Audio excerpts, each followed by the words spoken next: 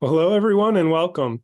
I'm Arthur Daemmrich, the director of the Consortium for Science, Policy, and Outcomes, which is part of Arizona State University.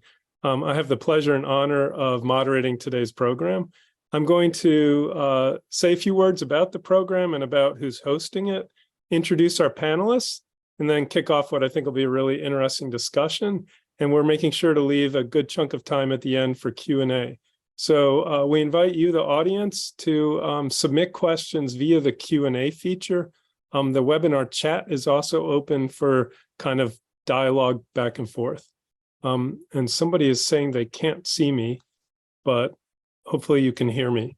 And I'm not sure, that must be on your end because we see each other. So hopefully IT will get on that. Anyway, the Consortium for Science, Policy, and Outcomes is located here in Washington, D.C., and we develop and share methods for real-time technology assessment, principled innovation, and work to involve diverse community voices in the development of breakthrough technologies, biomedicine, and new scientific knowledge.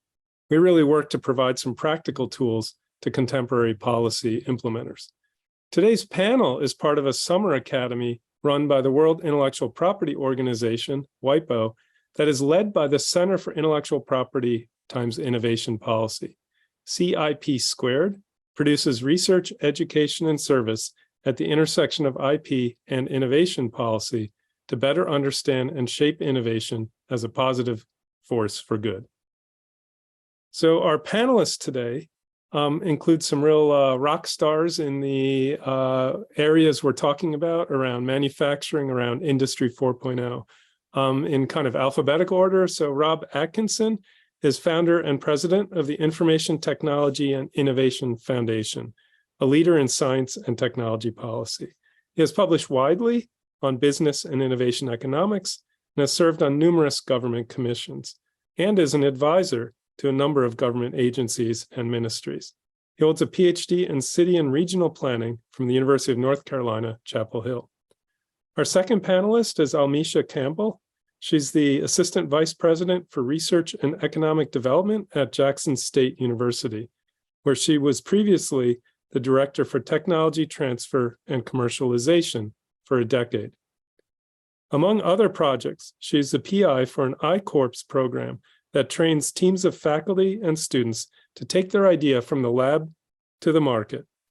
And she's a lead on a project to help change the perception of underrepresented minorities in innovation and entrepreneurship, and a project focused to creating a pathway to commercialization at HBCUs. She earned a PhD in public policy and administration from Jackson State University.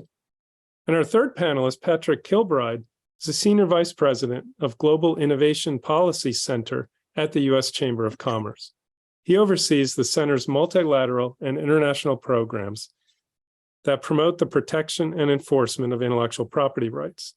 He previously was Executive VP for the American Chambers of Commerce in Latin America and had a leadership role in government in the U.S. Trade Representative Office. He's a graduate of George Washington University. So over the next hour plus, we're going to be discussing the renewed attention to manufacturing in the United States, as well as some key issues in intellectual property and tacit knowledge that relate to manufacturing. Worldwide, we're seeing a shift to higher tariffs and export restrictions on technology. In the United States, we have government support for energy demonstration projects, building new chip fabrication plants, and regional tech clusters under a number of acts that were passed under both the Trump and Biden administrations. At the same time, it is more feasible than ever to go from a 3D printed prototype to mid-scale manufacturing in nearly any location.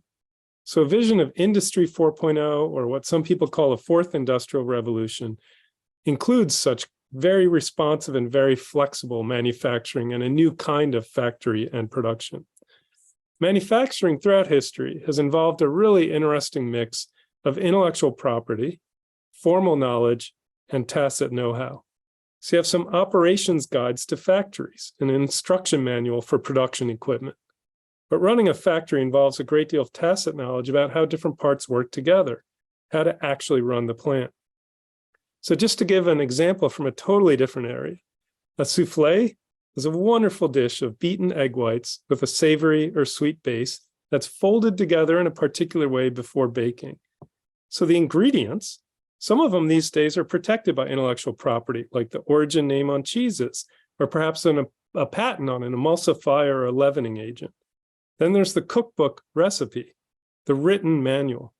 But to really make a souffle successfully without it collapsing, it takes tacit knowledge. It takes a know-how about how stiff exactly to beat the egg whites, how to put it into the oven in the right way, how to take it out in the right way.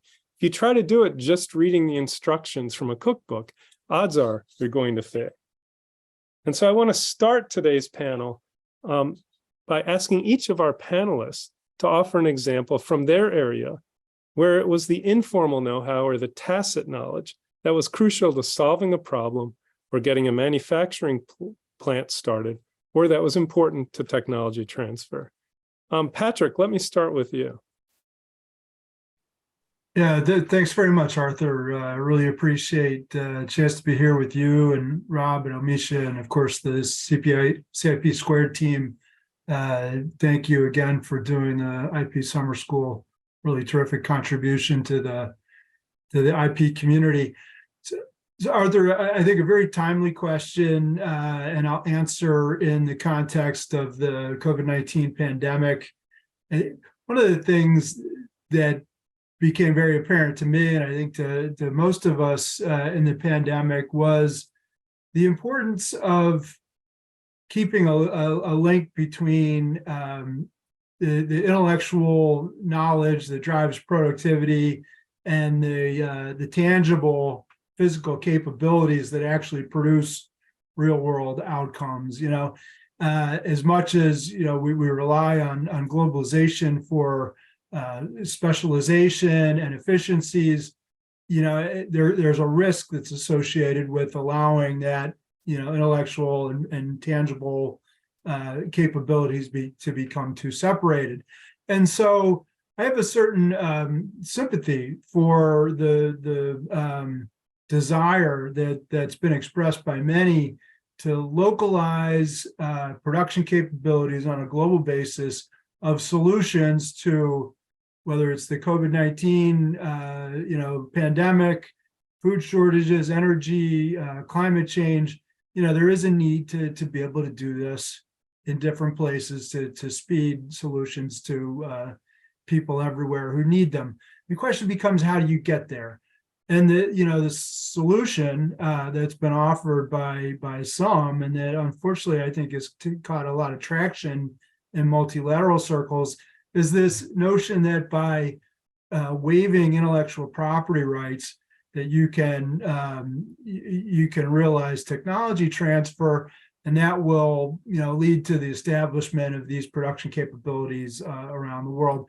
And we just don't think that's right, because it's really misperceives the way technology transfer actually works within the innovation ecosystem. It's almost like this storybook version of technology transfer where one company's capability is reproduced in whole cloth somewhere else, as if they could just sort of send a manual and clone some engineers and reproduce this at scale, in many different places. The reality is technology transfer is happening every day throughout the innovation ecosystem. It's happening in our education system.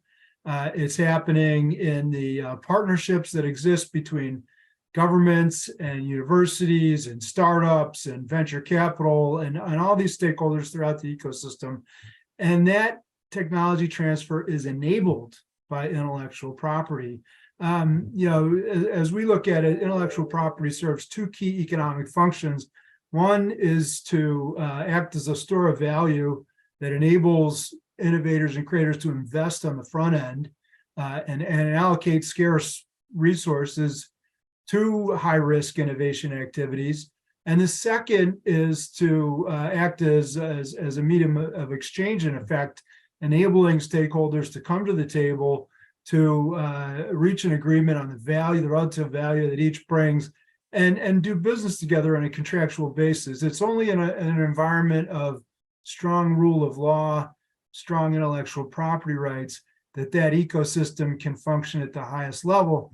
And what we saw during the pandemic was that countries with relatively strong intellectual property frameworks participated very effectively in that ecosystem. They were part of supply chains, innovation collaborations that delivered solutions to the pandemic. And many other countries with weaker IP systems found themselves on the sidelines waiting for solutions to be delivered. So if we want to localize and globalize this production capability going forward, and we don't know what the next crisis will look like, so we don't know which piece, it's absolutely essential that we bring those IP standards up globally so that more stakeholders around the world can be effective participants in the ecosystem.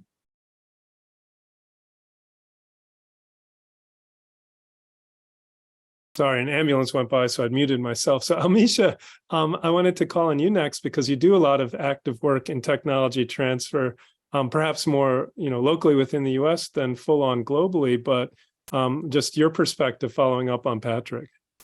Yeah, I really love what Patrick said because that is so true. And the way that technology transfer works, which is why we continue to say, should this be just knowledge transfer that we talk about when we are talking about the work that we do? And so when you look at tacit knowledge, these are not easily transferable, right? And so if you don't have the written texts and manuals like you were talking about in your cookbook example, we're not going to have the information there because that particular individual they've done the testing, they've gone through all the observing, all the learning, everything. And if that is not written down in specificity so that someone can look at it and learn that process and adopt it, then we will have those challenges, right? So we cannot do it without that implicit engagement of the inventor in the process, which is why in my operation, it's critical for me to walk step by step with the inventor. So I do nothing in my operation from the time of the invention disclosure. I make sure that the inventor is on every call that I have with the patent attorney, every licensing opportunity, they're in the room helping make some of those decisions because they have a certain set of skills and knowledge base that I don't have. And they'll be able doing those. Sometimes in those question sessions when we're doing the licensing deal, there's something asked that's not in the patent application. It's not in the marketing portfolio. It's nowhere written down. But that inventor being in the room can specifically say, oh, that's not what I did. Here's how I did this because after testing this time and time again for over 10 years, this is what I realized that this model didn't work. So I tried something else. And so it's critical to have that working relationship with your inventor so that you're not isolating those different components of what tech transfer is all about away from the inventor and that they engage fully in everything that we do in terms of the process. Now, we understand because of some policies within our university system, they may not be able to make all the decisions, but they should be a part of the decision-making process. And that's why we need to have those policy changes where an inventor, because of that tacit knowledge, need to be a part of that process. And it's something that I've been pushing really within our association to make sure we do that, not only just for the inventor as the academic inventor, but look at the students who are also on those patent applications and making sure that they too are part of the process. Because as you may know, they're in the labs, with the professors all the time. They're the ones probably taking all the explicit notes, right? And writing everything down. So they have that information that sometimes the professor forgot that a step that he took in the process. So it's important to bring all of that into the conversation. That's fascinating. That's great. So Rob, information tech is often an area we don't think about as having a lot of tacit knowledge. It is, a little more formal because of the structure of how computer software is written and programs are written. But maybe I have that wrong. So I'm just curious, as you think about, your field and your area, is there an importance to tacit knowledge, or what is the kind of spectrum along kind of formal to informal knowledge that matters in your field? Yeah, well, thank you, Arthur. It's a pleasure to be with you all. First of all, we actually, even though IT is in our title, we focus on a wide array of technologies, including advanced manufacturing, biotech, and certainly IT, hardware and software. It's certainly critical in hardware, to be clear. One of my favorite podcasts is a Taiwanese podcast called Asianometry. And if you listen to that podcast, he goes into really incredible but super fascinating detail and a whole set of shows on what it takes to make a 3 nanometer computer chip. And you don't just go to a machine, you don't just go to buy an ASML machine and put it in a factory, read the manual and turn it on. You will fail miserably.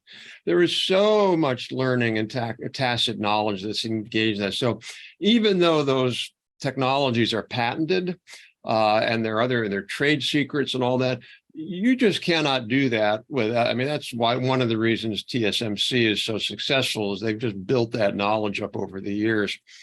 But even in software, it's not just a question of throwing code in. There are issues around, by the way, we have software copyright and patenting, which is one of the reasons why the US leads in this space. That's important to know. We probably do about, we have a new report looking at this, of the top 2,500 R&D companies in the world across industries. If you look at the ones in IT and software and information, we're about 80% of the global R&D on that. And that's partly because of our historical tradition of protecting the IP. The other component of this is we saw this whole issue of intangibles and tacit knowledge or on-the-job learning and knowledge with regard to the TRIPS waiver for COVID. You know, there was a lot of discussion, should we have a waiver, should we have not? We were on the side of we should not, but we should have real robust programs to provide vaccines to low-income countries at a big discount, which all the providers did. But what was most interesting about that is even if you gave the IP away, you said, okay, we're going to take away the patent rights for Moderna or Pfizer or some of the other ones. By and large, these countries cannot make it. Because again, it's not just the recipe book for the souffle, the COVID souffle. It's just how do I go about doing that? It's super complicated and super hard. So I guess I just wrap up by saying a lot of this debate, in my view, really boils down to this question of what's more important, advancing the state of global innovation or innovation globally for everybody to benefit from. For example, 90% of all the drugs now on the market, I believe it's somewhere close to 90%, are generics. They're not on patent new drugs, but all those generic drugs wouldn't exist if there wasn't patent protection for the original drugs. So we benefit greatly from new to the world innovations, and new to the world innovations can happen anywhere. I think that's really important. We have a series that we've been looking at, drug innovations or new drug innovations or medical innovations of various kinds in countries you wouldn't think about, like countries in Africa or lower income countries. And it's striking how much there is there, but it's enabled by strong intellectual property protection. So, you know, these people in a say, not the most advanced technological country, these innovators are still innovating and producing drugs or other kinds of things. I always remember a colleague of mine, and I'll just close on this, spent 6 months in Ghana on a fellowship and a project to help them with tech transfer and things. And he mentioned to me a person there, a native Ghanaian, I'm going to get it wrong, who had discovered there was a big problem where there was a lot of crime and home breaking. And so he built this very super low cost burglar alarm system, essentially super low cost, and he patented it. And about 2 years later, the Chinese came in, stole everything, stole the entire thing and tried to undercut him.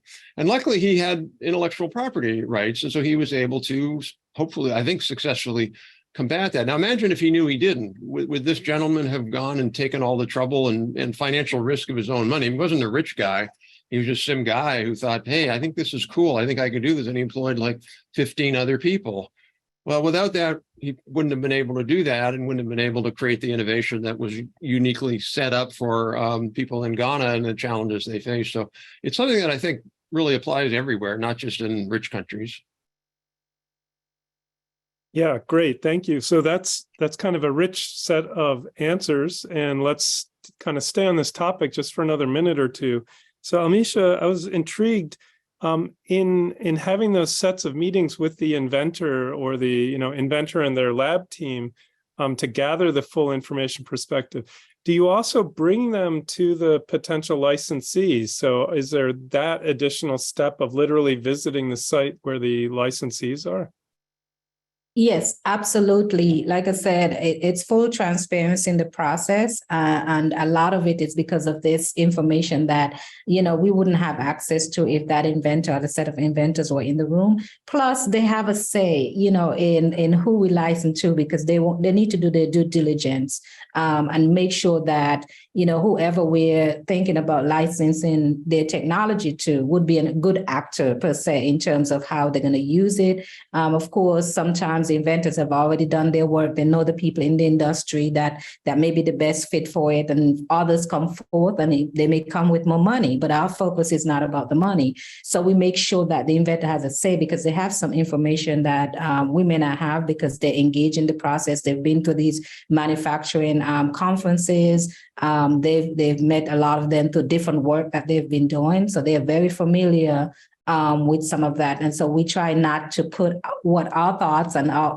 feelings are in terms of who we should give to, and make sure that we're not putting money in front of, we have that conversation all the time about whether our offices should be about, making money, or whether we should continue to focus on economic impact in terms of societal impact and what we're doing to solve some issues, which I think is one of the reasons why we've been having these ongoing conversations about matching rights. So yes, the inventor comes to those type of sessions, and sometimes they invite us to people who reach out to them directly so that we are also part of the discussion. What I find is that in my 12 years of doing tech transfer is when that happens, when you have that good marrying of the relationship between the faculty and the TTO, that we often have better results when it comes to the commercialization process, because they find the buy-in from the very beginning throughout the process. And it makes it easy for us to continue that pathway and get some success on the end. So absolutely. And I would encourage any TTO, it doesn't matter if you're a university or industry, to engage those individuals. Of course, the policies and processes are different, but having them have a say in that process, I think would be critical. Very interesting. Yeah. So Rob and Patrick, I kind of invite either or both of you to answer this, but Rob gave that very interesting example of, I think it was out of a Taiwanese podcast or a YouTube series of kind of what it takes to make an advanced semiconductor chip. And that, right, it isn't the intellectual property alone. To be able to make chips involves a very complex set of really incredibly sophisticated know-how. So the US is investing in upgrading its chips manufacturing capabilities. What are we going to have to do to kind of bring that set of knowledge back into our country? Is it a form of tacit knowledge exchange? Or are we going to have to bring people who kind of teach us how to do this again? Or what else do you think needs to change? Well, I guess I could jump in. First of all, I think this is going to be one level easier than we think. If we were saying we have to build let's just say we were Canada, which really, all intents and purposes, doesn't have a semiconductor. And they said, we want to have a semiconductor industry. We're going to build it from scratch. Good luck. Not going to happen. We still have about 10, 12% of the global semiconductor production is still in the US. So we still have capabilities. We have strong firms, Micron, Texas Instruments, Intel, IBM, Global Foundry through IBM. And then secondly, the CHIPS Act is saying, hey, if you're a foreign company, Infineon in Germany, TSMC in Taiwan, Samsung in Korea, you can come here and build a fab. So a lot of the knowledge will come with the company. And there will be efforts to train people and transfer technology and the like. Secondly, we're already making pretty newish but significant efforts to really focus more on training a lot of these people. I was on a panel recently that was up in the Senate with Purdue University, where they have incredible progress. They have this whole new semiconductor engineering. I think it's new or expanded, I can't remember. But to really crank out semiconductor engineers who can help play a role in this. We'll have programs that also do joint training particularly for technicians and people who would be on the shop floor, if you will, in the fab. So I think it's a combination of things. I'm actually optimistic. Again, if we had lost most of it, yeah, it's very hard to get that back. That's one of the key things I think that's so important when you think about advanced industry capabilities. Once you lose those capabilities, it's very hard to bring them back because there's so much tacit knowledge. So why I'm optimistic, I don't think we've lost enough to, we can build on what we still have. I've been one other thing on this, which is important, is there was a recent case, I don't know, 4 or 5 years ago, a company called Fujian Hinghua in China. This was a company that was making memory chips, and they were massively subsidized by the government. A company would never exist without massive subsidies. But most importantly, they were accused of, and for real, they basically stole intellectual property from American company Micron in Taiwan. So they stole it. And that was, everybody acknowledged that was intellectual property theft. The Trump administration ended up cutting off chip machines to them, essentially, and they went out of business, thankfully. So I think it's important to remember, it's not only that we have to work to build up our own game, we have to prevent countries like China, who are essentially manipulating and unfairly, essentially cheating, stealing intellectual property. You should be able to license, like, for example, one of the reasons Taiwan built up its semiconductor industry is it licensed technology legally. And that's fine. You want to do that? Companies can engage in those things. But stealing is a whole different kettle of fish. And we do have to have if the world innovation system is going to work, we have to have a system where all the countries comply with basic rule of law when it comes to IP. I would agree with Rob's point, and Almesha too, in terms of it takes a foundation, to be part of, being able to produce high-end technical solutions. And I think there are no shortcuts. That's why it really, it didn't make sense to try to reproduce, say, a Moderna mRNA vaccine factory out of whole cloth. It's like building a castle in the sky. I think the good news is there are many different ways to plug into the ecosystem from wherever your starting point is. So, for instance, in that biopharmaceutical space, many countries could quickly improve the ability to host clinical trials. And that's an on-ramp to the innovation ecosystem. You can find ways to become part of the supply chain. And as you plug in various capacities, you start to gain that tacit knowledge that's necessary. And when you do that on a broad basis by creating the conditions across the economy, the rule of law conditions, the intellectual property environment, then you create the opportunity to build tacit knowledge from the ground up. And it can happen relatively quickly, but you have to have those factors in place. You can't just recreate out of whole cloth. So I wanted to kind of build on this by asking a fairly broad question, which is, from each of your perspectives, kind of what is the best opportunity ahead for American industry? What is it that's needed to help manufacturing thrive in the US? And let me just see if I can, let me just quickly do a share screen for our viewers. And what you're seeing here are just some data on employment. And this is from the 1940s to today. And employees, this is US only. And so employees in manufacturing, you see kind of rises rapidly in the post-World War II period, has some ups and downs with recessions, but peaks fundamentally in about 1979, 1980. And the real downturn, of course, is post-2000 in a wave of globalization and open markets. And if we look then, if you're your average American, this is employment in private education and health services, which has been a nearly unbroken increase in growth. And likewise in professional and business services, where there's been a little more ups and downs, but also still really a long curve of growth. And so, my question is, what is it we want to recommend to the public and to a future workforce? And how is it we really kind of encourage people to say, take another look at manufacturing? There is a future there. I'll jump in. I'll go back to IP, and in case you think I'm a broken record, I don't mean intellectual property. I mean immigration and permitting reform. We have to be able to attract international students to this country, the best and the brightest, and then we need to be able to keep them here, contributing to the American economy. And then because that linkage between the intangible and the tangible is so essential, we have to streamline permitting for new projects, infrastructure, manufacturing, whatever it may be.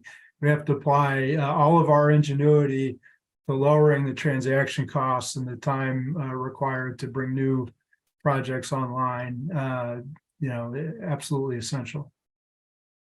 So, Arthur, if you could go back to that manufacturing slide, you see sort of two things that I think that are interesting. One is this big decline in the 2000s.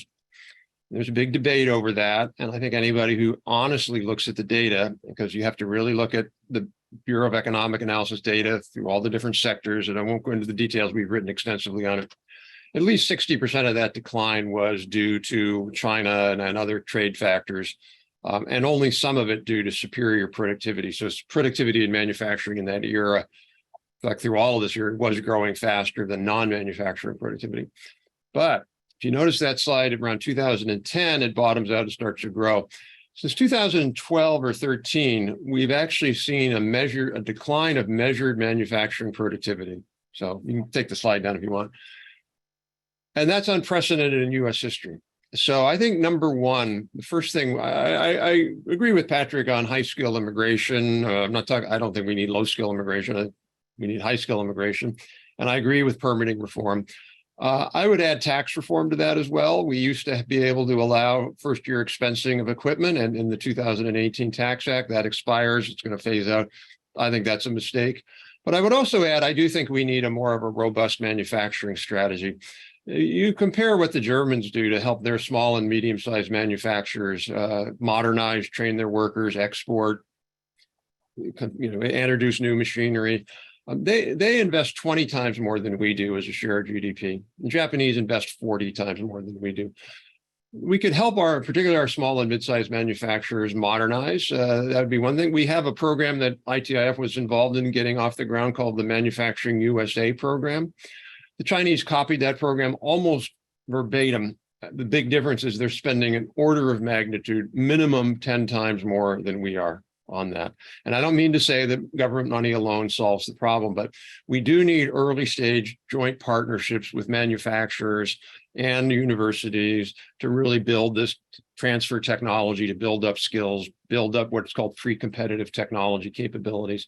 And the last thing we need to do is our R&D tax credit is abysmal. It's 32nd out of 34 OECD and BRIC nations in its generosity. It's abysmal. And we need to really seriously think about expanding the R&D credit. Manufacturers do most of the R&D, and other countries say they want to reward that. And we essentially say we don't care. And so you're seeing some of the results of that with manufacturing competitiveness. Very interesting. Some very good points there. I think very strong points that I completely agree with. One thing I would add to it is a strong investment in workforce development, especially in underrepresented communities. I spend a lot of time working in that space. And what we see, there's not much investment in upskilling the people in those communities. Innovation happens everywhere. These are individuals that don't have access to tools and resources to probably work on emerging technologies or how they can impact manufacturing. There's no access for that for them to get the training. And I think that what Rob mentioned about the industry, the manufacturing plus university partnership would be so critical, and they can start with that workforce development, start with the training that occurs in the classroom with these students, and then programs that we have, whether it's bridge programs, summer programs, or other components that we could start training this generation and not wait for the next generation, but training them now, but also with the new tools and technologies that we have. We have all these AI stuff coming out that our kids are, very much involved with, whether it's just them using ChatGPT and training it to do manuals and everything. There's a place for everyone to partake in the manufacturing industry, but the workforce development, there has to be a better investment in that. And then we have to also reach out to everybody that can participate, because in order for us to meet the intention that America has set for us, especially with the CHIPS and Science Act, the big purpose behind that, we have to make sure that everyone have access to the training. If I could just quickly add to that, I 100% agree. There's a fantastic program, a lot of fantastic programs in the U.S. The problem is we don't scale them. There's a program that Rockwell Automation has in Milwaukee where they take inner city young people, build them into an apprentice, or have them in an apprenticeship program. They work at Rockwell part of the time. They go to community college. When they come out, they're really highly skilled folks about machine automation systems. They have a program in Columbus, Ohio, with a thing called the EWS Center. It's on materials and welding and joining. They developed a whole new technology and program to train people as welders with way better, cool technology. It's automated. I mean, the training is more automated, so you can scale it more. So we need to get serious about these things as a country. Again, you look at a country like Austria, they're very serious about that. Austrian community colleges have the same equipment that the best producers in Austria have. They're not using 25-year-old equipment like some of our community colleges are. Yeah, I remember some years ago, I did a project analyzing sort of Denmark and how it was thinking about worker retraining, and it had come out of a period in the 1980s and 90s of real recession and offshoring of employment. And what was striking is that they'd worked into union contracts that people would get 2 to 4 weeks of skills training every year. So as opposed to it being something that happens when you lose your job, it's something you're doing all the time so that you're ready for the next job, as opposed to sort of at the moment of losing the job, starting training at a moment when you've suddenly lost your income, which might actually be quite hard for you as an individual. There's kind of the shock to you, shock to your family. And so that's a challenge. Almesha, say a little more about the role of HBCUs in this. You mentioned that point. I'm wondering if you could talk a little more about both Jackson State, where you are, but others that you're aware of, their role in kind of upskilling people in the existing workforce, but then also, training undergrads for a greater diversity of careers and jobs. You're muted.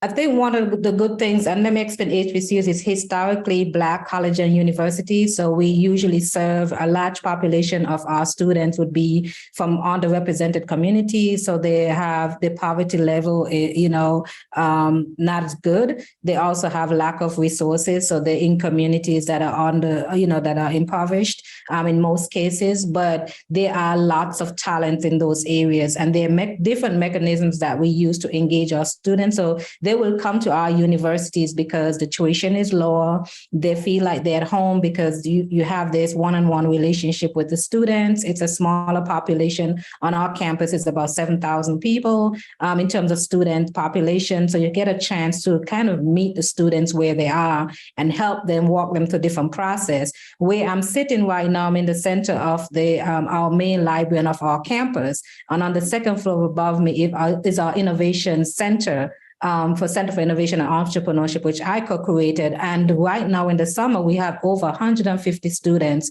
from high school and middle school that are here in the summer. And what I've done is trained the students who go to Jackson State. And in the summer, I hire them to train those students. They're doing things from virtual reality to 3D printing to esports gaming to production, and they're learning everything in virtual reality when it comes to manufacturing, for example. So they can go into the tool, they can learn different things, whether it's a wind blower, whether it's something about how to build a bridge. They're learning all of that in virtual reality because it's easier because they have no access to go to those type of areas within the community. In our coastal area, we have a shipbuilding area, and we train our students using virtual reality to go in and, different things to do with ships. So by the time they get there to an internship, they would already have the practice and the training through that virtual experience. So those are some of the things that we use because of the lack of resources, access to some of those manufacturing opportunities. We do them in-house, but then when our students are ready to graduate, at least a year before they're ready to graduate, they get those jobs because we're taking the time to do it on on our campus to make sure that they're ready for the future of work on day one. We want them to go in, already know what they're doing, already being able to contribute on day one on the job, because we know they're coming from a disadvantaged perspective, and we want to make sure we remove those barriers for them. So the training, it has to be very intentional.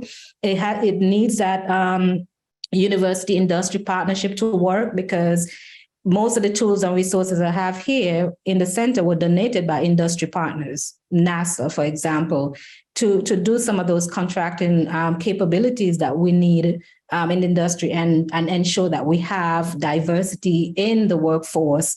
We make sure those training occur here. So I think that's one of the roles that the HBCUs play. Plus, we do have good political capital within these communities. HBCUs are anchors for their communities. So the expectation is that we're here to help solve the problem of the community. Great. And just for our audience, I see there's one question in the Q&A. I'll come to it momentarily. Please do add other questions in the Q&A. We'll have a good chunk of time at the end to address those and discuss them. So I wanted to ask one more kind of broad area for our panelists, which is around this notion of a fourth industrial revolution or an industry 4.0. And as a historian, I would say, the way to think about it is we think of the first industrial revolution as being steam power. In the United States, it was the development of interchangeable parts. And Hartford, Connecticut, where you had the Colt handgun manufacturing, but then the engineers and the skilled craftsmen who learn the technique make bicycles and sewing machines, and you get this whole host of industries around a manufacturing method. And then, of course, by the late 19th, early 20th century, we get electrification, we get synthetic chemicals, synthetic materials, a kind of new wave of industry, a new kind of manufacturing and production, where again, that's probably the period in which intellectual property first becomes very significant around the core kind of products, even though 19th century things were patented.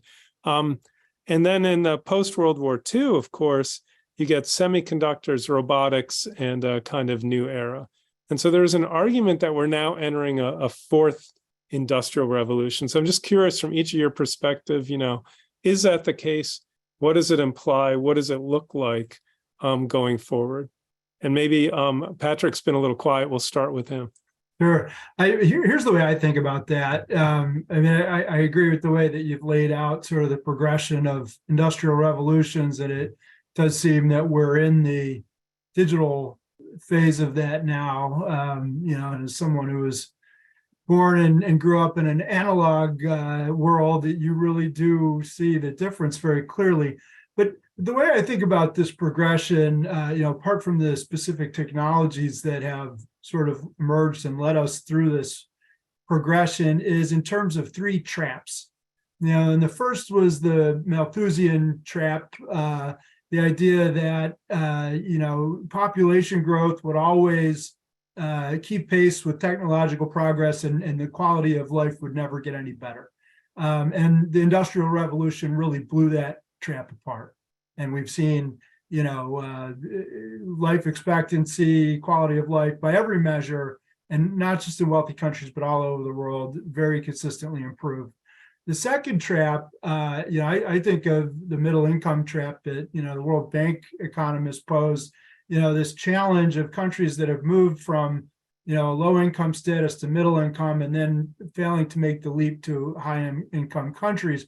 And the way that I think about that personally is, as a failure, you first take the necessary steps to build the infrastructure for goods trade. And countries like Chile and Mexico have done more trade agreements than any other countries in the world. They've leveraged some of their natural advantages, but then not necessarily put in the infrastructure needed to take the leap to the knowledge economy. And that is almost could be the definition of the middle income trap. And then the third trap, and I think it's where we find ourselves in the United States now, is what I would call the missing capital trap. And it's, this idea that we, have protected a narrow class of intellectual property assets, patents for inventions, copyrights for creative works, trademarks for brands and logos. But then there's this vast base of skills and tacit knowledge and other intangible assets that make up the vast majority of corporate value today. And we call it goodwill.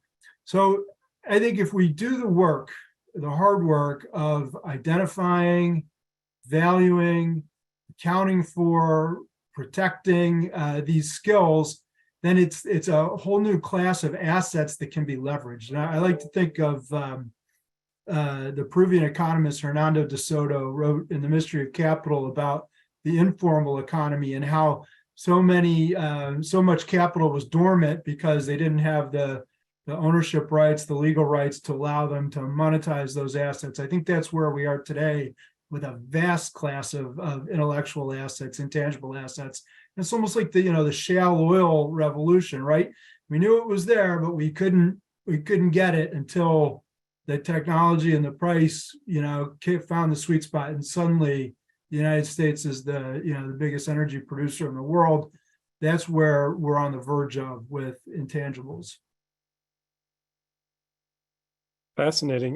So Almesha or Rob, we'll come back to a couple of the points that were just raised actually by Patrick, but I wanted to first give you a chance on the bigger question of fourth industrial revolution.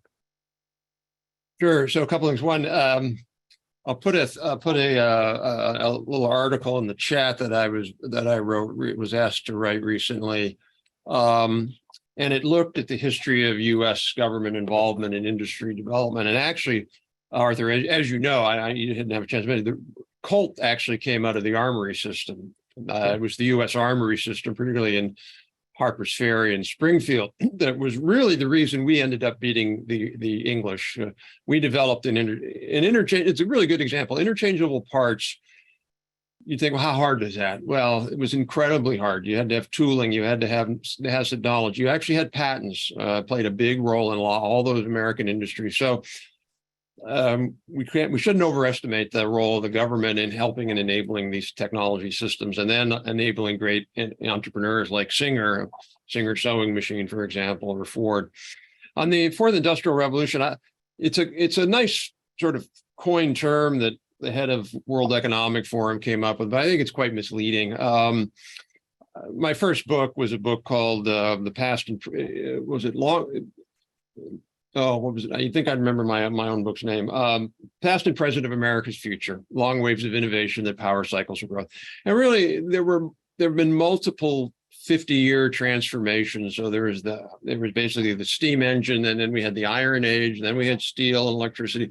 Then we had the post-war period of electronics and chemicals. And then we had the 80s, 90s, 2000s of IT. Now, the question is there something else? Of course, there's something else. There's always something else. As Schumpeter once said, the innovation is like an uncharted sea. There's always going to be more. So I think the reason I think it's important to not use the term fourth industrial revolution is it overstates the magnitude of it. This is not going to be, it'll be important, but it won't be like, oh my gosh, we've never, like, I think people make that mistake with AI today. Like AI is this magic thing. No, AI is an important tool, just like 3D printing, just like autonomous systems, just like 5G. They're all important tools that organizations are going to use in various mixtures and matches to help improve productivity. But if you look at the latest data from the National Science Foundation on the National Innovation Survey of firms, you see very low levels of adoption still. Very few companies that are seriously using AI. The same thing with pallet robots. The same thing even with 3D printing. So it's growing. Don't get me wrong, and I think some of the programs that Almesha is talking about in different universities are beginning that. But we're at the early stages of it. We're not at the late stages of it, I guess would be the way to frame it. Well, yeah, I think it's quite complex to call something an industrial revolution. First off, especially if this one may not just be about industry, but then also it's easier to identify 30 or 50 years after than while it's happening. Absolutely. Almesha, your thoughts on this? Yeah, I would add the part about the adoption piece. When it comes to the new technologies, I think it's when you look at manufacturing, almost as if it's behind what this generation is doing. the way they're adopting information, the democratization of the internet and the things they have access to and what the expectations are, having things readily available, being able to have it to use right on time. And if the manufacturing continue, if it's not adapting to these expectations of our generation, then there'll be a problem, because my daughters, when we talked about that offline earlier, but when we see the things that they're engaged in and what the expectations are by the time they get to college or by the time they get into the workforce, they're expecting that these technologies are going to blow their minds, right? And so that the manufacturing must be there to keep up with those expectations. And so even as we mentioned about the AI stuff, yes, adoption is low. One of the critical things about those things and those changes is policy changes that will need to occur. We recently were asked by a congressional person, we mean in Autumn, can an AI be an inventor on a patent, right? And so those conversations are beginning to happen. And if we're not thinking about it and working towards an answer or a solution, then before we know it, all these things will, torpedo what we think and how our operations are currently working. So, that's the part I think about when I look at the changing and the impact that these would have on manufacturing of the future. Really interesting. Thank you.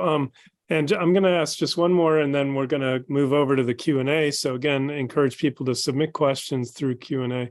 The way we've been talking about it thus far is about these set of issues around how manufacturing's changing, and in a way about the innovation system in relation to intellectual property and then intangible, as Patrick helpfully pointed out.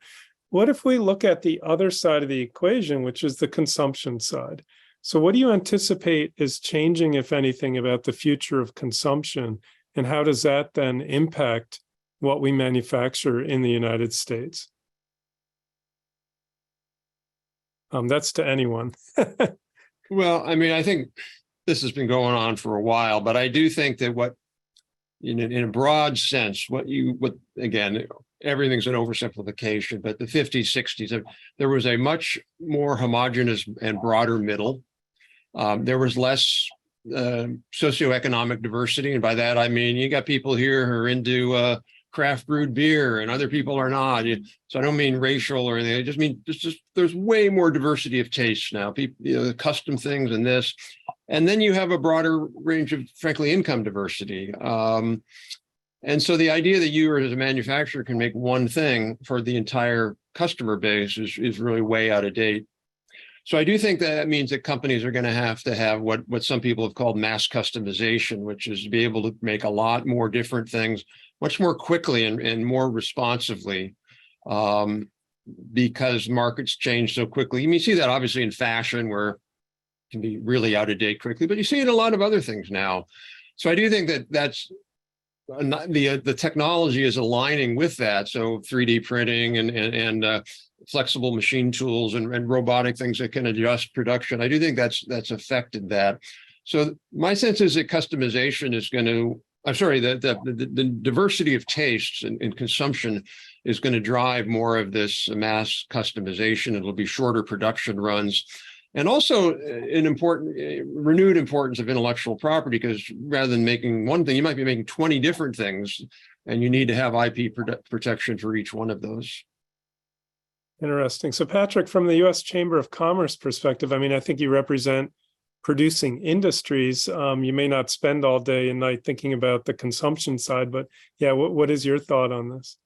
So I think it was Almesha who said the word democratization, and I've always believed that one of the real strengths of the U.S. intellectual property system in its founding was that it democratized ownership of intellectual property, right? It made it available, and I think that's one of the things that we've lost a bit through the the increasing cost and complexity of not only invention, but also, the registration, ownership, and management of intellectual property rights. And I think it's important that we find ways to return that to the people. And I think about that in terms of skills and intangible assets, as I mentioned previously, but I also think in terms of capabilities. We're hear a lot about personalized healthcare these days. Well, what about personalized manufacturing? I have to ask, and this is more sort of just blue skying with everybody, but will AI be the great equalizer? Will we all be able to manufacture what we need, and will it sort of level out? And how do we manage the relationship between that knowledge capacity that will be broadly available and being able to connect it to the physical resources you need to produce real world goods? I don't know what the answer is yet, but I think the answer to your question lies in there somewhere.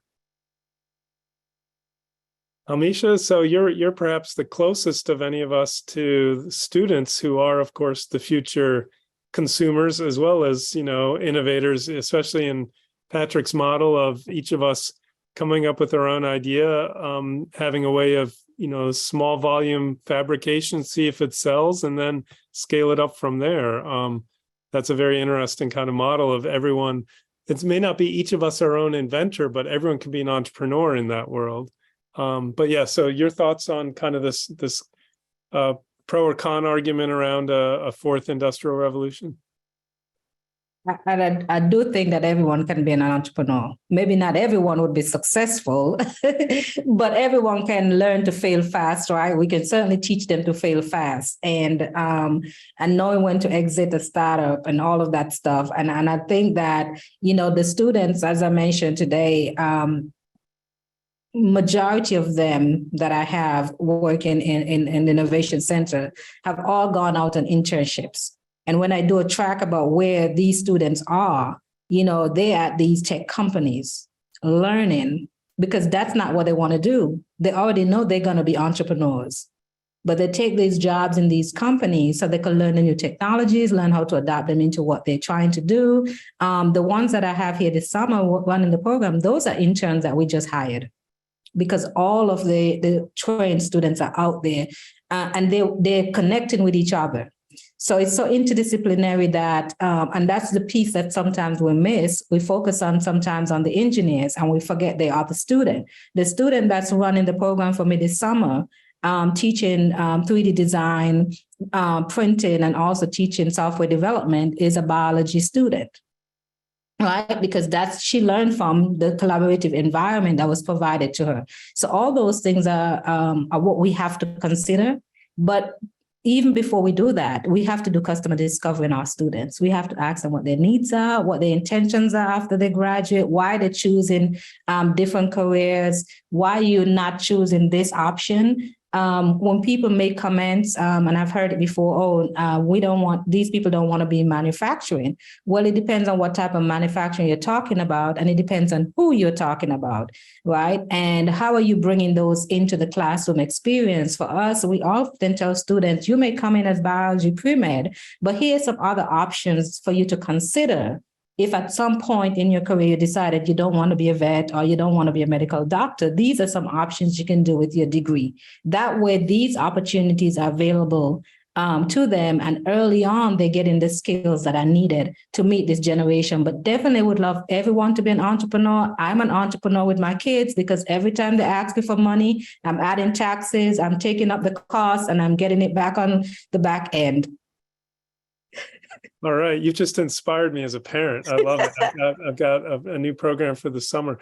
Almesha, I want to actually stick with you real quick because one of the questions in the chat was, are there other HBCUs with technology programs similar to those being described by Dr. Campbell? Yes, there are several universities, of course. When it comes to HBCUs, we're not monoliths, so we are not all the same, but we all know what our purpose is within our communities. We're supposed to be anchored in our communities, and we're creating opportunities for our students who may not have access to these resources, may not have, been able to see people who look like them being successful. And so we create those opportunities. Morehouse School of Medicine, I can think of Howard University. A lot of them are using these type of programs. For example, we just got the first HBCU UARC program with Army for tactical autonomy. So a lot of the training is going to be using some of the tools and resources that we have in places like our innovation center to make sure that we can get these students well trained. So it's not just Jackson State. You just have a hyper person like me that works here and very passionate about what I do. But all my programs that I've created and that are federally funded or through different industry partners, they're not just for Jackson State. And I always tell people that any HBC who have students who want to participate, they can participate in my programs. I also go to different campuses and do training and train the trainer programs. So I can train other staff on the campuses to train the students the same way. So, you know, you have to have those champions on your campuses. We're under-resourced, so we may not have a team of 10 people working in the space. It just be Dr. Campbell and 40 students that she has adopted. And that's how we get our programs running. Thank you for that question. You're gonna have a bunch more people who want to be adopted by you coming up, but that was inspiring. So we have a number of great questions coming at us. I'm going to try to group them a little bit, but so there's a couple around tacit knowledge. Let me start with those. So one short question is, do you see an effect of age discrimination on the maintenance and passing down of tacit knowledge? I don't see a purposeful discrimination, but I do see a clear disadvantage, you know, and I'm old enough myself to feel the pain of that. Yeah, I mean, the other thing I would add is just, you know, if firms kind of lose an age cohort, then that would actually have that potential impact. And it does, you know, pose a challenge, as we've already discussed a bit, of re-onshoring some industries that you may have had workers who had skills with that, where it atrophied or they were laid off, they moved into another field. And now if you want to bring it back, you might face some real challenges. I think one of the factors there could be, again, I'm not judging whether there's age discrimination or not, but I think one of the attractions oftentimes for employers for younger workers is they're just more up to speed with the cutting edge technologies that are there because that's what they've grown up with. And I think it's incumbent upon older workers to make sure that they don't get rusty and they stay at the cutting edge. Yeah. A second tacit knowledge question. So recording and transferring tacit knowledge in digital form can be risky for the IP holder because the knowledge will be exposed and subject to digital theft or unauthorized access. To create a safe environment for commercial entities and universities to collaborate with international partners, I think it is important to establish a global framework on IT security as much as confirming that the other country has a strong legal structure for IP. Is this something that's being discussed in the US? What kind of attempts are being made that you're aware of? Well, I might have a slightly different perspective on that. It's not to my knowledge, it's not being discussed. Now, there's certainly efforts going on around cybersecurity cooperation with a number of different allies and the like. But ultimately, this is not something where government can micromanage the cybersecurity at a particular university or a particular company. I think it's more incumbent upon people, Almesha would know more than I would here, but it's more incumbent upon the partners to ensure that a partner is a trustworthy partner, not just personally, but hey, is your password? You want to make sure that the companies or other organizations you're working closely with have very robust systems to limit cyber theft. And that's not something ultimately government can do.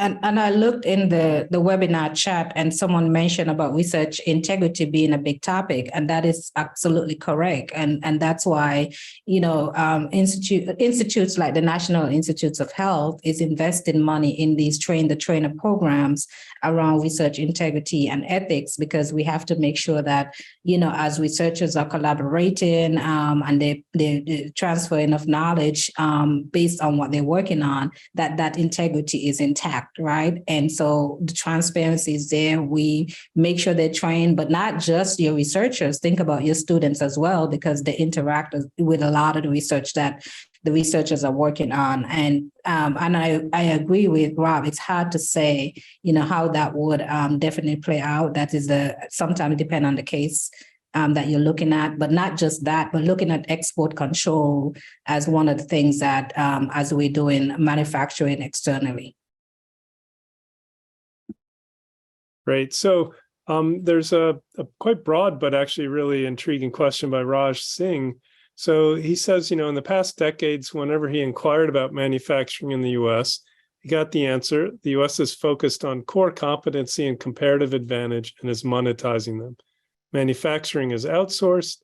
So the US has the advantage with companies like Facebook, LinkedIn, Microsoft, so non-manufacturing. And so he mentions also at Harvard Innovation Lab in Boston, he experienced most of the entrepreneurs and startups were not in manufacturing. And so with a long period of disinterest, the US has kind of woken up a little late as far as manufacturing is concerned. And as we know, at the same time, China has rapidly increased its patenting. So inventors in China, South Korea has done the same. And so even if the US is in a high place in terms of patenting and knowledge, we've seen a real kind of closure of the gap in many ways. So can the US get back into manufacturing in the big way? Where are rays of hope coming from? Yeah, I know Rob will have thoughts here. I would say, to paraphrase Mark Twain, that the rumors of U.S. manufacturing's death are premature at best. So even while U.S. manufacturing employment went down over a number of decades, manufacturing output always continued strong. I think, it's been a little bit more industry by industry, but I do see clearly that in the pandemic, we've recognized the importance of retaining the linkage between intellectual capital and physical productive capital. And I don't see us making that mistake again. Although, vigilance is what it takes, right? Well, go ahead, Rob. So I think, yeah, we made very, very the sort of elite class that was advising companies and sort of the overall system really made fundamental errors. And the fundamental error essentially was they used the smile curve. We should be focused early on R&D and design and IP, and then forget the middle and then focus on sales and marketing.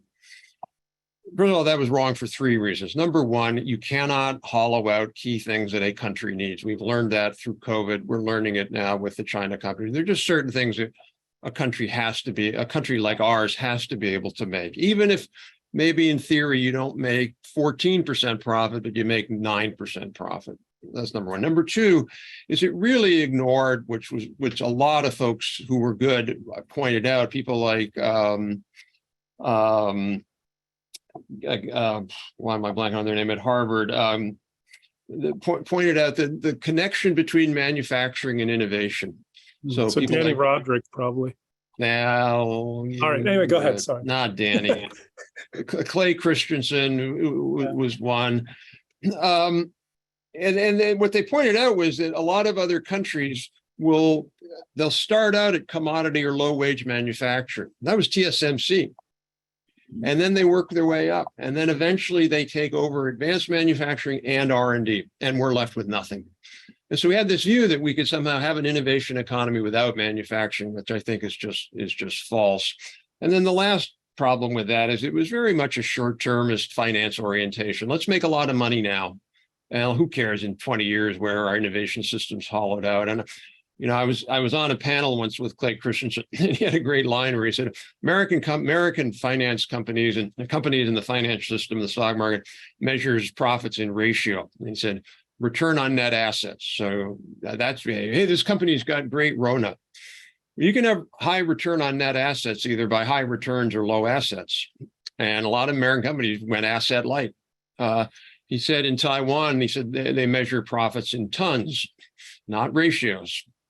And I do think the over-financialization of our system has really contributed to some of that. Now, I think there's more realization of that. There's more recognition we have to have advanced manufacturing in the US. There's some policies around it.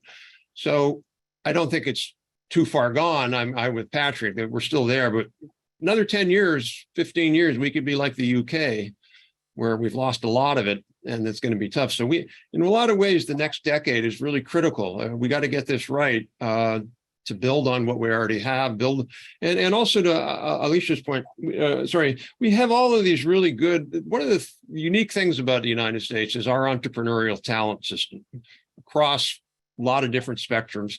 And we need to really be able to beef that up and not just have entrepreneurs build interesting dating app companies, but really build companies that make things and provide real big solutions. And I think we do have a system that is beneficial to that. But to Patrick's point earlier, IP is at the core of that, and we can't sort of let that get away from us.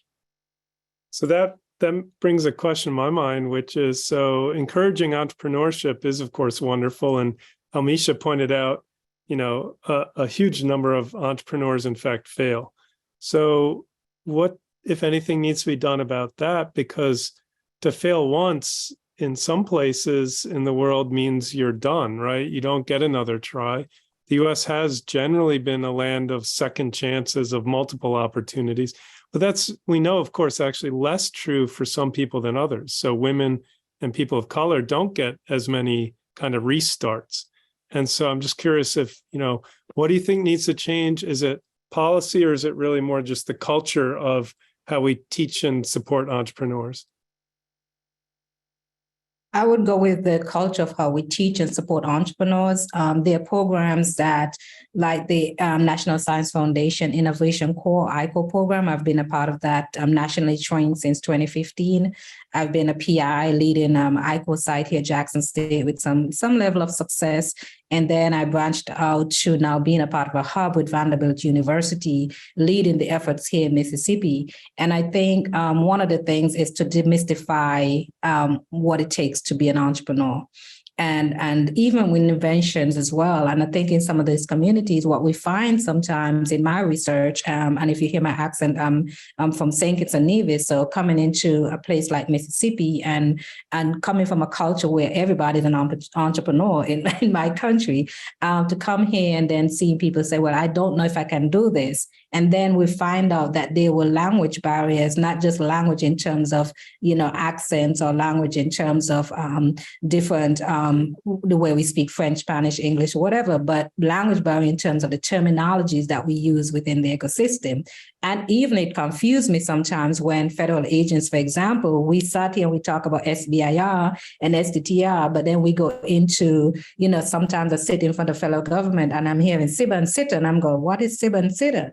So the change in terminology is so fast on you, and there's no education about it. And then just think about a community who's already thinking that that's difficult and that's unattainable. And then you change, that language. And so sometimes that can be a challenge. And so a lot of my work is grounded in making sure I'm speaking to the terminologies and the conversations that they're accustomed to and providing that information.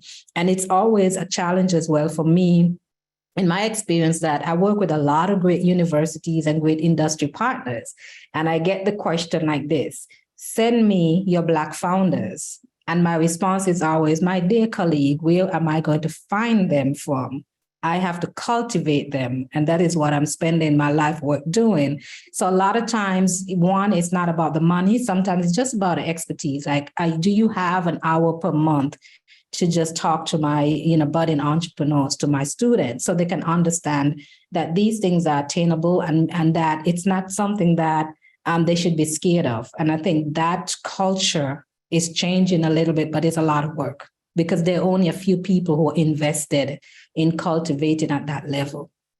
So if I could build on that, we give lip service to entrepreneurship in the US, but if you look at the high school system in the US, it is entrepreneurship opposite. It is, I'm a passive recipient of knowledge. I sit in a chair for 4 years. I'm told exactly what I have to study. And now I'm supposed to be an entrepreneur. I haven't been able to explore my own interests. We've crammed in so much in high schools. You have to take this, you have to take that. I saw that with my son and my daughter. We don't give them any choice. I mean, now to be fair, there are a few schools. Like I live in Montgomery County, and there's one school. I think it's Einstein, or I think it's Albert Einstein School or Edison. I can't remember. But one of the things they have is they have a program where you can work in the biotech industry, because biotech is big in Montgomery County. You can go there. So, but those are few and far between. And so if we're serious about entrepreneurship, we really, I mean, remember that great movie with Tom Cruise, Risky Business? he was in an entrepreneurship program in high school. But I'm serious. I think if we want to talk about this, we have to really rethink high school and give kids a lot more choices and give them opportunities to test out their skills in a very safe place where if you fail, maybe you lose $20 or something. But you ought to be able to at least try it and get your feet wet. And hey, I really like this. Now I'm going to go, and when I go to college, I might mix a business degree with a technical degree or whatever. But I think until we do that, it's going to be a lot harder to do. So most failure involves learning, right? Especially in some industries more than others. Like the biotech space, and you have a failed drug, you're going to learn an awful lot, and that knowledge has real world value that can be captured. I think when you're talking about individual entrepreneurs, there's also value can be much harder to capture. We need to figure out how to help people make the most of what they learn from failure. So there's a great question in the Q&A that follows really tightly from this. Is there personal advice you would give to a non-genius person to find apprenticeship and good mentors and enter fields in which to help progress the initiatives mentioned so far? Particularly here, he's sort of referencing tax reform, permitting, immigration. So kind of the policy world, I guess. So how do you get into the policy areas that we've been talking about?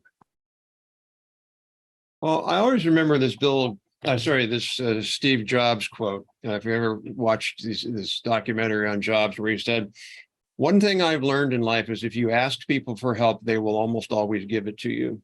Mm-hmm. There's a great story that Warren Buffett tells where he was up at Harvard or wherever he was, and he decides to come down on the bus one day in the 50s.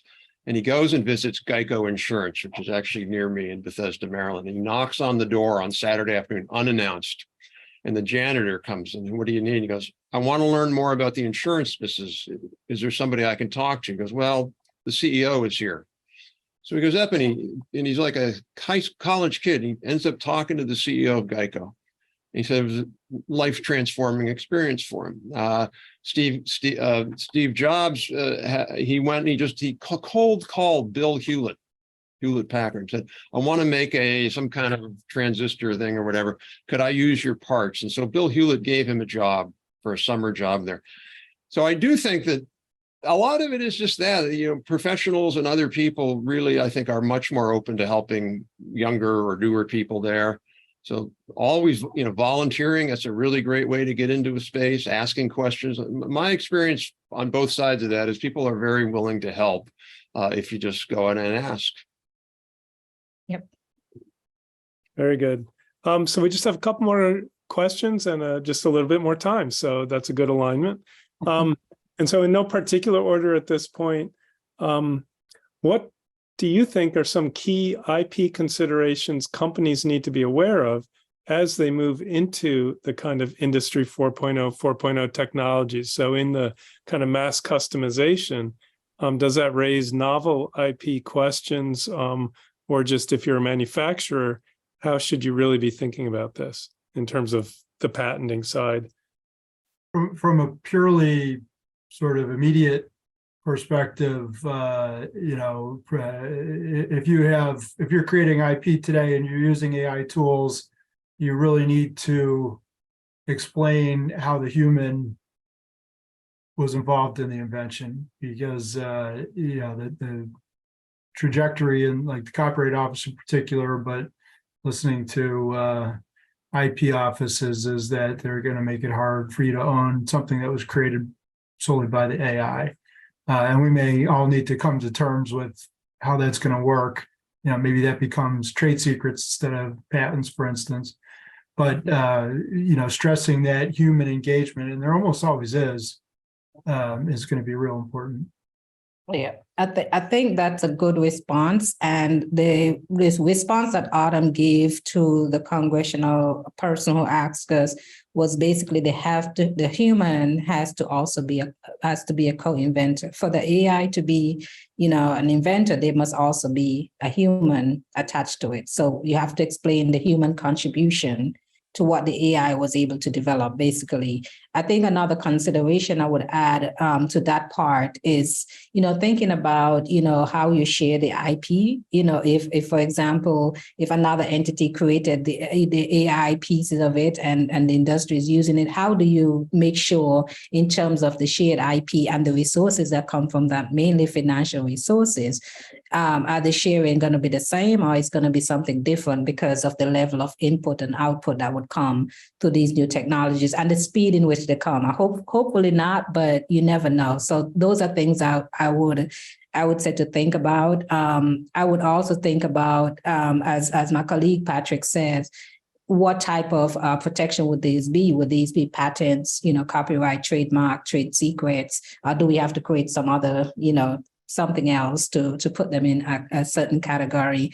It's a very good question and a lot to think about. And I sometimes when I ask questions about AI and what's next and how you would protect these things, I said, I don't want to think about that. I got enough, we have enough thinking about it, but we really have to think about it honestly about how we move forward. And I think one of the conversations we had with some of our attorneys was that don't ever let the AI draft your patent application for you. And I'm going to stop right there. See, I have ITIF has written about this a number of times and filed on it. And I agree that I don't know where the patent office and other patent offices and the like will come out on this, or copyright office. I know where they should come out, which is AI as a tool. If I used an electron microscope to discover something, I'm not giving the patent rights to the electron microscope company. If I use Microsoft Excel, I'm not. So the thing about you have to understand about AI is there's no there. It's not a person. I mean, the idea of giving AI rights, what give the AI money? Mm-hmm. Nothing is the invention always has to be, in my view. I don't care what tool you use. If you use an AI tool and you can develop 20 patents or 20 filings right away, 20 inventions, fine. You've developed 20 inventions. You should have the right to that. Because if you take that away, then why would somebody bother doing that to begin with? Oh, I'm doing all the, it's not, ultimately AI is not an entity. It's not a person. It has no legal standing. And so I think it's a very risky thing to take that away and move away from what the patent system should be about, which is the property rights of an individual or a company. Yeah, it brings to mind for me the analogy to kind of the invention of hip hop in the 70s and early 80s in the Bronx, where you had a group of people with very few resources, but some brilliant ideas, creating a new musical form. Now, the instrument they use isn't necessarily, some of it's guitar, drums, bass, and the like, but it's actually learning to scratch. It's taking a turntable that always been used to just play music and turning it into an instrument. And of course, they didn't know much about intellectual property. They weren't, in a network where that was supported. So they didn't really kind of take out trademarks on their names and images. They didn't do a lot of that until much later. And they kind of missed certain opportunities to maybe make revenue, and yet created really a world-altering musical form. And it's that mix of existing technology, novel idea, new application, doing something totally different with it, and then along the way, yet more kind of technology being created that leads to a real generative engine. And so seeing that in a lot of other places with diverse communities is really important. When you have a kind of community generated thing like that, whether it's music form or, we saw this with dance moves that then got incorporated into video games. Mm-hmm. Should there be a way of compensating a community instead of always just individuals? Are you saying if AI is being used, if certain things are being trained on? That'd be a piece of this then. So again, these are really super complicated questions. And there's a case, I believe now, with Getty Images, where somebody has used an AI to train on their image to generate images. I'm not a lawyer, but I think Getty should win that case because they were training on somebody's images that were not their property. And I believe the Getty images are watermarked. Now, on the other hand, if somebody posts, if I post an image of, a picture that I took of my vacation on the website, and somebody scrapes the open internet and they take my picture and a bunch of others and they make a new image, and I don't have any intellectual property rights to that because I've put it out in the open. So I think it comes down in part, are you sort of using images that are in the public domain or using images that are private? I think that's a huge distinction we have to focus on. Interesting. Patrick or Almesha, do you want to make any observation on this? All right, so I'm going to invite each of you, if you just any kind of closing reflections, thinking back on the last hour and a half together. I would say I think this has been a very interesting discussion, and trying to keep up with the chat, because there's some good feedback as well, not just in the Q&A, but also in the chat about these topic areas. So I really think that this is a good hot topic. This tacit knowledge, as well as the AI piece, and how we look at this in the future, and what does manufacturing, what would manufacturing look like if we're supposed to engage all these different elements, part of it. But a big piece for me is also, how do we train our young people to get ready for these type of jobs, and how do we explore that, introduce it to them as an early age, so that it's not something that for them the way people see manufacturing. I know even growing up is not a cool job. It was a job that was laborious, but manufacturing has changed so much over the years in terms of the tools and technologies that are used and the different processes, that we are to bring these into the conversation. We didn't even, touch directly on the type of manufacturing, because even if you think about food manufacturing, we see where, folks were using 3D printers to do that. One of my big interests in getting into virtual reality was when I saw them working to debone chicken in virtual reality, as I went to a site visit for one of the funding agencies. And I was like, whoa, this is cool. If you can learn to debone chicken so that most of the protein is left, I can learn to do virtual reality in other elements in training our students through things within the manufacturing field, not just the food manufacturing. So we are to engage our students in those type of things so they can see how cool it is to have some of these jobs. And I would close by saying, I think our current IP system is very technical, narrow, and legalistic, and in the US, litigious.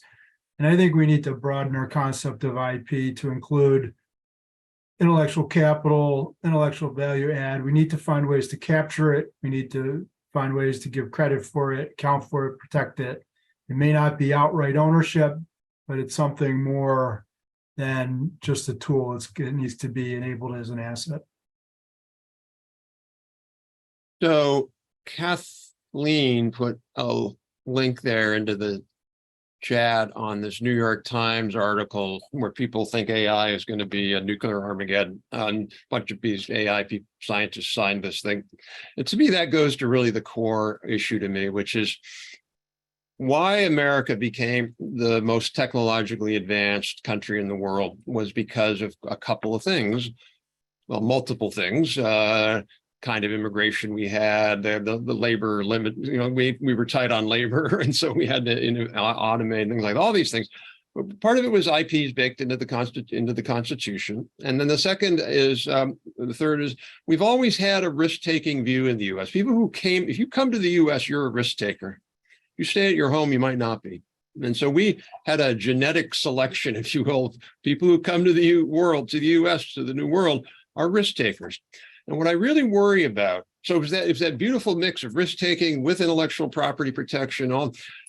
What I worry about is that the narrative and the ethos in the US now is turning much more cautious, and it's emblematic in that letter. I posted a response we had to that where the title was, "Preparing for an AI apocalypse is as preposterous as preparing for an alien invasion." It's possible we could have an alien invasion. I don't know. But we shouldn't be preparing for one because we have no evidence. So that's really what I worry about, is that we're demonizing certain technologies, we're demonizing IP. And look, if America wants to stay ahead, if we want to create opportunities for everybody, I mean, I agree with Patrick and Almesha, we need to democratize this more. The programs you're doing at your university are fantastic. We need to put those on steroids and get them in a lot more places. But that's what we should be doing, not putting our head in the sand and being fearful. I think that would be a very, very bad thing. The future is always going to be better than the past, but that's only because people make the future and they take risks to innovate. All right, so that's a powerful note to end on. I want to thank our three panelists. I want to thank CIP for hosting this program today and WIPO for its student program. And would say thrilled to think about with everyone the future of manufacturing in America and elsewhere, as well as the kind of terrain and shape of this notion of an industry 4.0 and what it means. So thanks again, and thank you to Mary Claire and Christina for the technical support. So have a great afternoon, everyone.